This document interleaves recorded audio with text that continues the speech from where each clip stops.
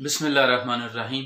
मुअज़्ज़ज़ नाज़रीन, आपको एजुकेशनल गाला YouTube channel पर खुशामदीद कहते हैं। रिसर्च के हवाले से आज फिर आपसे डिस्कशन करने जा रहे हैं।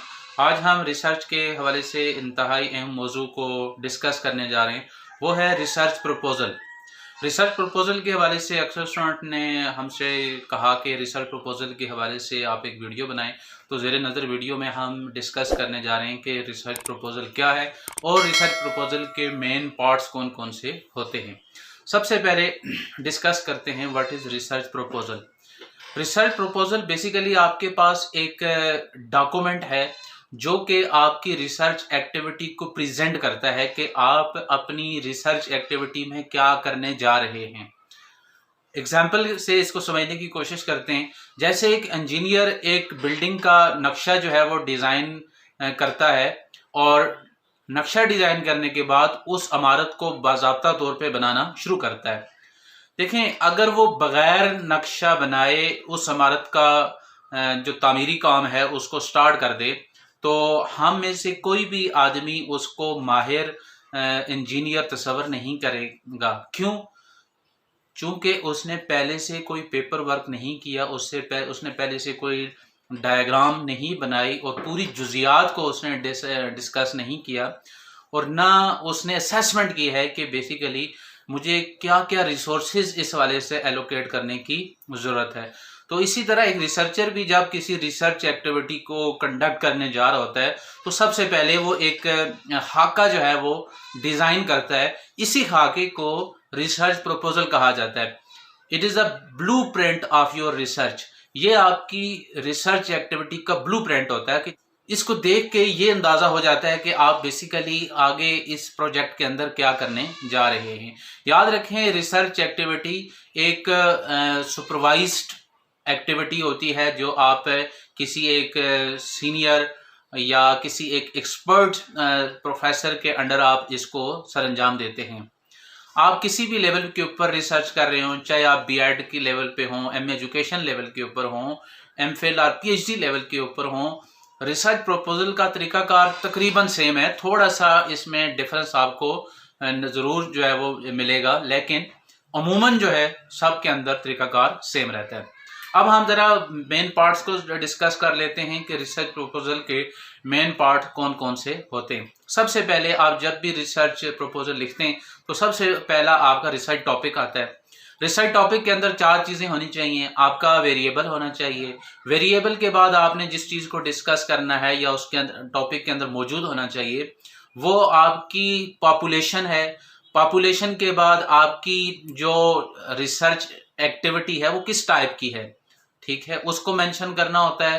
केस स्टडी है, एक्सपेरिमेंटल रिसर्च है, किस किस्म की रिसर्च, और फाइनली आपकी ज्योग्राफिकल बाउंड्री, किस बाउंड्री के अंदर रह के आप काम करने जा रहे हैं।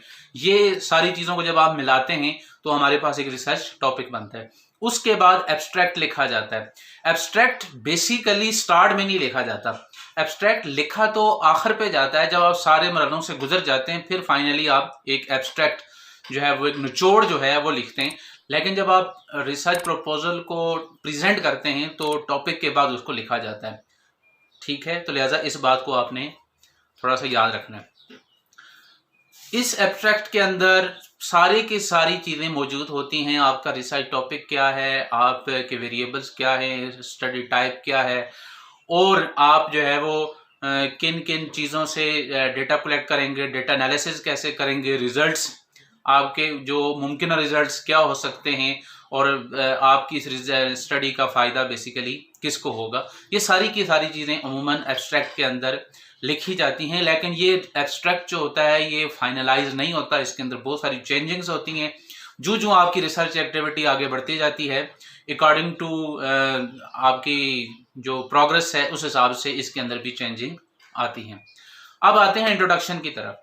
इंट्रोडक्शन क्या होता है जी? इंट्रोडक्शन ये होता है कि आपने जो रिसर्च टॉपिक सेलेक्ट किया है, जो आपकी रिसर्च प्रॉब्लम है, उसको आपने यहाँ पर लिखना है।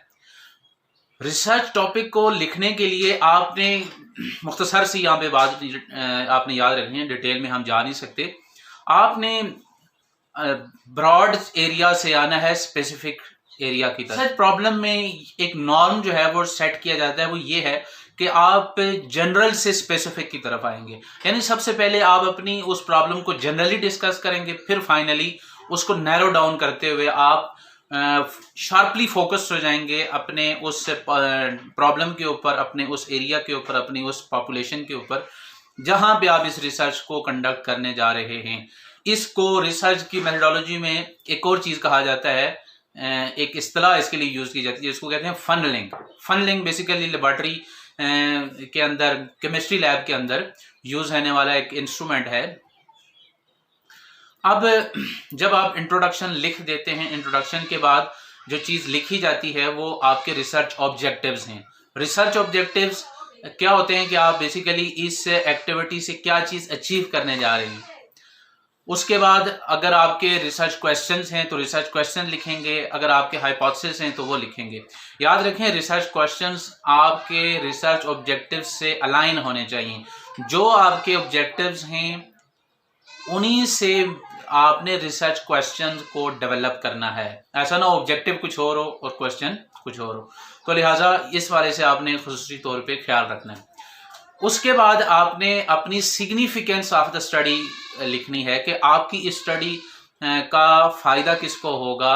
स्टूडेंट्स को होगा, टीचर्स को होगा, यूनिवर्सिटीज को होगा, कॉलेजेस को होगा, स्कूल को होगा, गवर्नमेंट एजेंसीज को होगा, जिसको भी इसका फायदा होगा आपने उसका तज़किरा करना है।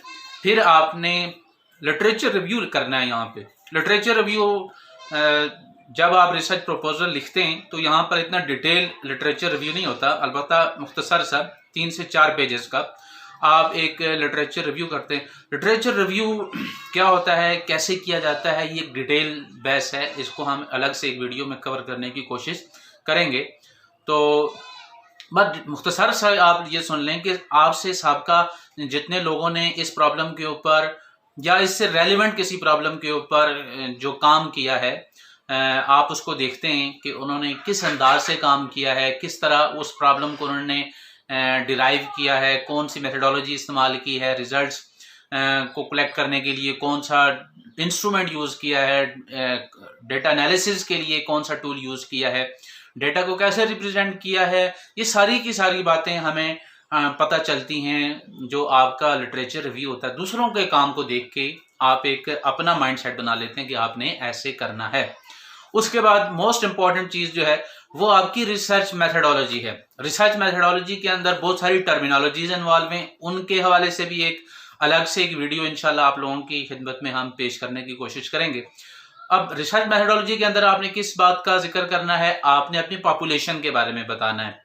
पॉपुलेशन यानी जो आपका एरिया है, जिस जगह पे आप इस रिसर्च प्रॉब्लम को आप इम्प्लीमेंट करने जा रहे हैं, वो एक डिस्ट्रिक्ट हो सकता है, वो एक यूसी हो सकती है, वो एक सिटी हो सकता है, वो कोई भी आप जो जियोग्राफिकल बाउंड्री सेलेक्ट करते हैं वो पॉपुलेशन है। फिर उसमें से जो आप एक स्पेसिफिक पोर्शन लेते हैं वो आपका सैंपल है। इसके बाद आप इस चीज का जो है वो तज़किरा करते हैं कि आपकी जो स्टडी है इसकी टाइप क्या है, क्वालिटेटिव नेचर की है, क्वांटिटेटिव नेचर की है, मिक्स मेथड की है। फिर आप डेटा कलेक्शन टूल की तरफ जाते हैं, आप क्वेश्चनियर का इस्तेमाल करेंगे, आप इंटरव्यू यूज करेंगे, आप ऑब्जर्वेशन यूज करेंगे। जो भी आप यहाँ से डेटा कलेक्शन टूल यूज करेंगे उसके बारे में आप बताएंगे। फिर आप जो है वो फाइनली डेटा एनालिसिस के बारे में बताएंगे, और फिर जब डेटा एनालिसिस के बाद आप अपनी उसका फाइंडिंग्स के हवाले से बात करेंगे। लेकिन रिसर्च प्रपोजल में फाइंडिंग को जो है वो डिस्कस नहीं किया जाता। और फिर फाइनली आपकी बिब्लियोग्राफी आती है, जो जो आपने इसके अंदर दूसरों के काम को यहाँ पे आपने लिखा है, जिसको साइटेशन कहते हैं, तो उसकी फाइनल जो है वो आप यहाँ पे रेफरेंसेस की सूरत में अपनी रिपोर्ट के अंदर एपीएस स्टाइल में लिखेंगे। तो ये एक आपके पास, और फाइनली एक चीज़ और यहाँ पे भी लिखी जाती है कि टाइम स्केजुअल, और इस तरह आपका जो रिसर्च प्रपोजल है वो कंप्लीट हो जाता है। रिसर्च प्रपोजल बेसिकली इसके ऊपर काफ़ी गौर व फिक्र किया जाता है। जो आपका रिसर्च सुपरवाइजर होता है वो भी आपको काफ़ी यहाँ पे तंग करने की कोशिश करता है। बेसिकली होता यह है कि ताकि आप हर चीज़ को ब्रीफली तौर पे अंडरस्टैंड कर लें, आपको पता चल जाए कि मैंने आगे जाके करना क्या है। क्योंकि यहाँ पे जो आपको एक रगड़ा लगेगा वो आपको आगे फ़ायदा देगा कि आपको आगे कोई किसी किस्म की मुश्किल का सामना नहीं करना पड़ेगा। तो ये मुख्तसर सी वीडियो है जिसके अंदर हमने आप लोगों से शेयर किया कि रिसर्च प्रपोजल क्या होता है, इसके मेन पार्ट्स कौन से होते हैं। उम्मीद करते हैं ये वाली वीडियो आप लोगों के लिए हेल्पफुल साबित होगी। वीडियो अच्छी लगे तो लाइक ज़रूर कीजिएगा, तजावीज़ और कमेंट की सूरत में दीजिएगा, और इस वीडियो को ऐसे तमाम स्टूडेंट्स तक शेयर करें जिनको इस वीडियो की ज़रूरत है। बहुत शुक्रिया। अल्लाह हाफिज़।